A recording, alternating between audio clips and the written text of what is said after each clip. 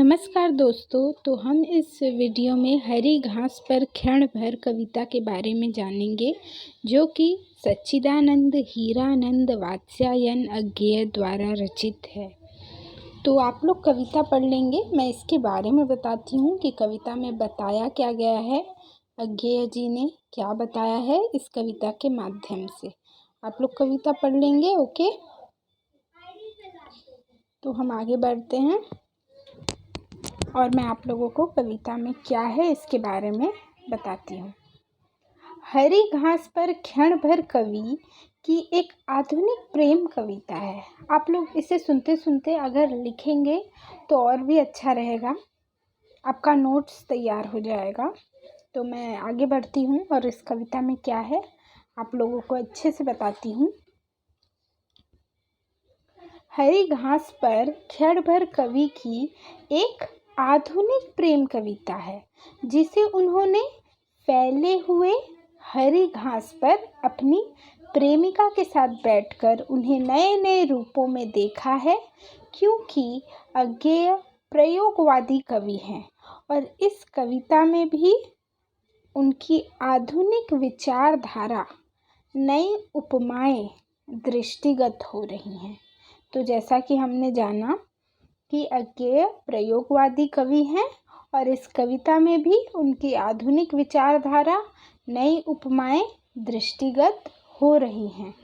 वे अपनी प्रेमिका से कहते हैं, आओ इस ढलान की हरी घास पर क्षण भर बैठो, क्योंकि एकांत समय है और यह घास एक पवित्र स्थान है, एक पवित्र चीज है, हरी है, शांति का प्रतीक है। कवि को इस बात का दुख है कि इस पवित्र घास को हम नित्य पैदा करते हैं और नित्य रौंद देते हैं, नित्य रौंद देते हैं। कवि अपनी प्रेमिका से कहता है, आओ मुझसे सट कर बैठो, ताकि हमारे बीच किसी भी प्रकार का व्यवधान ना रहे, सिवाय जीवन की शिष्टता की और जीवन के पवित्रता की। तो कवि अपनी प्रेमिका से कह रहे हैं कि आओ मुझसे सट कर बैठो, ताकि हमारे बीच किसी भी प्रकार का व्यवधान ना रहे, सिवाय जीवन के शिष्टता की और जीवन के पवित्रता की। कवि कहता है, तुम चाहे धीरे बोलो या मन ही मन बोलो या बिल्कुल मत बोलो, उससे कोई फर्क नहीं पड़ता, लेकिन इस कंटीले झाड़ की तरह तनो मत, प्रसन्न रहो, नम्र बनो। तो कवि क्या कहते हैं? कवि कहते हैं कि तुम चाहे धीरे बोलो या मन ही मन बोलो या बिल्कुल मत बोलो, उससे कोई फर्क नहीं पड़ता, लेकिन इस कंटीले झाड़ की तरह तनो मत, प्रसन्न रहो, नम्र बनो। सहजता के साथ और खुले दिल से मिलो, अंतर में प्रसन्न होकर, अंतर में धीरज लेकर तुम घास की तरह नरम बनो, ताकि हम एक दूसरे को कभी भुला ना सके। आधुनिकीकरण, शहरीकरण ने समाज को बेचैन कर दिया है।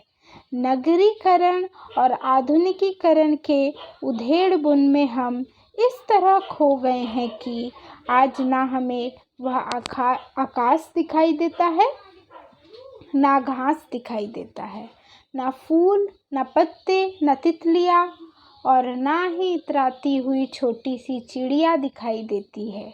कवि को दुख है इस बात का कि प्रकृति का जीवन में स्थान होते हुए भी प्रकृति हमसे दूर चले गई है, क्योंकि आज का युग जनवादी हो गया है। वह आधुनिक युग के चकाचौंध में प्रकृति को भूल गया है। कवि को इसका बहुत दुख है।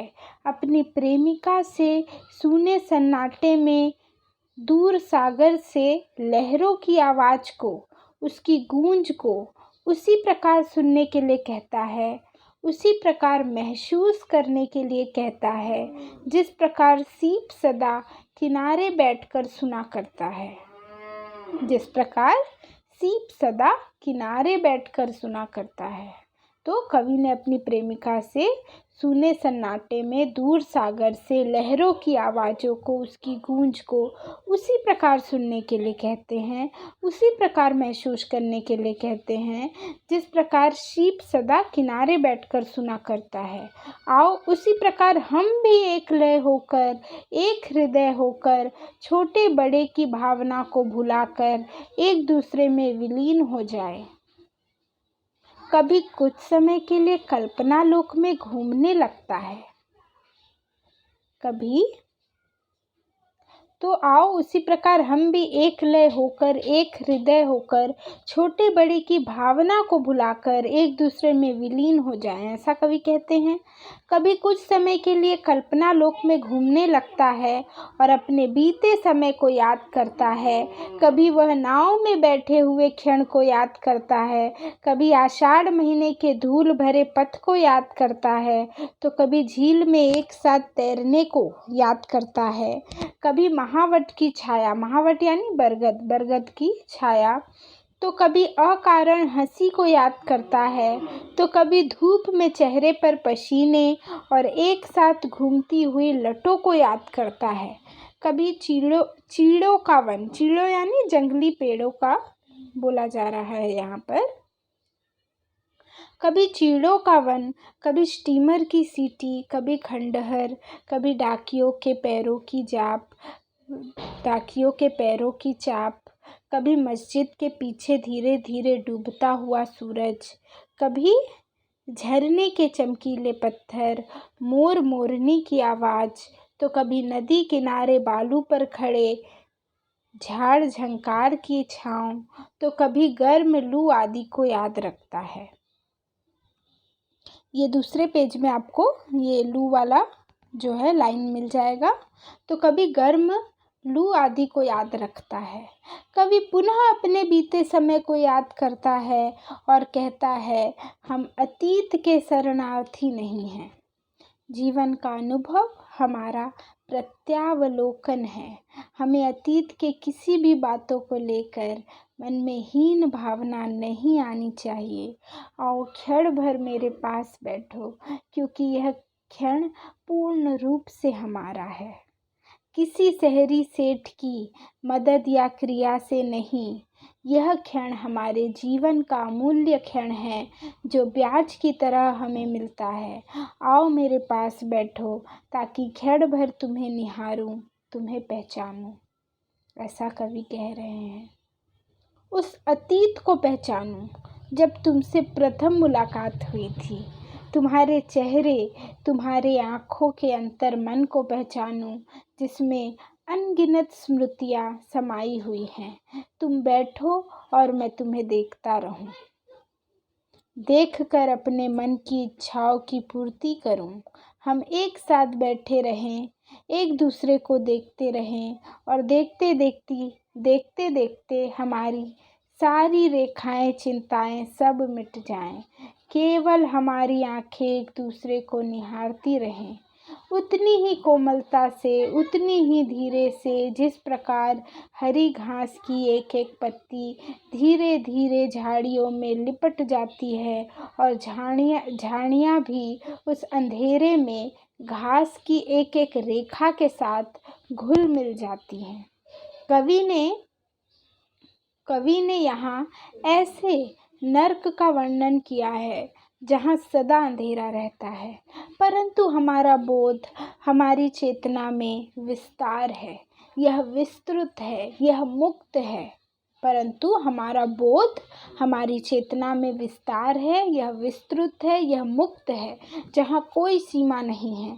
कवि अपने प्रेम को हर प्रकार के बंधनों से मुक्त रखना चाहते हैं और ऐसा ही वह अनुभव करता है। कवि कहता है चलो अब यहाँ से उठकर कहीं और चले। जिस प्रकार मैना शोर मचाती हुई यहाँ से वहाँ भ्रमण करती है, हम भी कहीं अन्यत्र चले जाएं, अन्यथा लोग कहेंगे धुंधले में दो प्रेमी चुपचाप बैठे हैं।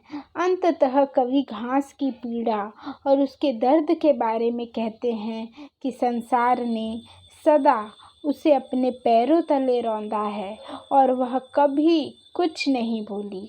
बड़े बड़े शहरों में बड़े बड़े लोग रहते हैं, रगड़ रगड़ कर अपने शरीर को सुंदर बनाते हैं, चमकाते हैं, परंतु उनके दिलों में करुणा, दया आदि कुछ भी नहीं है। इसलिए चलो प्रिय, यहाँ से कहीं और चलें। प्रस्तुत कविता हरी घास पर क्षण भर के माध्यम से कवि ने प्रकृति और मानव के रिश्तों के दर्द को प्रस्तुत किया है। घास का उदाहरण देते हुए कवि प्रकृति के उस दर्द को प्रस्तुत करता है जहाँ घास को सदियों से पैरों तले रौंदा जाता है और जितना ही वह रौंदा जाता है, मनुष्य की भावना उतनी ही नष्ट होती चली जाती है। तो कवि ऐसा कह रहे हैं कि जहाँ घास की सदियों से पैरों तले रौंदा जाता है और वह जितना ही रौंदा जाता है, मनुष्य की भावना उतनी ही नष्ट होती चली जाती है। तो मैंने पूरा हरी घास पर क्षण भर कविता के बारे में बता दिया, क्या क्या लिखा है। आप लोग कविता की लाइनें पढ़ेंगे तो आप लोगों को समझ आएगा मैंने जो जो बोला है वो उसमें है कि नहीं। तो ये हमारा पूरा कविता आज समाप्त हुआ है। तो हम इसके बाद पैदल आदमी, रघुवीर सहाय द्वारा रचित पैदल आदमी कविता के बारे में चर्चा करेंगे अगले वीडियो में।